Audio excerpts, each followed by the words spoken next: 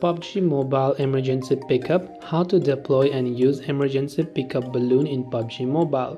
To use the emergency pickup in PUBG Mobile, what you have to do is whenever you are within a particular game, let's say in a ranked or classic or Erangel, whatever, you must loot the item from ground spawns on Erangel or Miramar, move to an open area clear of trees and buildings, select it from your quick items menu and deploy it. So you have to wait for the hot air balloon to inflate, then you have to tap on the attach button with your squad and ride the rescue plane into the safe zone before exiting with your parachute. So loot the item, find the open space, select from quick items like open your throw tables or quick item slot where grenades or bandages are, and select the emergency pickup icon. Then finally you have to deploy the balloon, and this way you will be able to go ahead and then basically deploy or use emergency pickup balloon. Hope this video helped you out. If you have got any further questions, feel free to leave them down below. As always, thank you for watching and see you soon in the next video.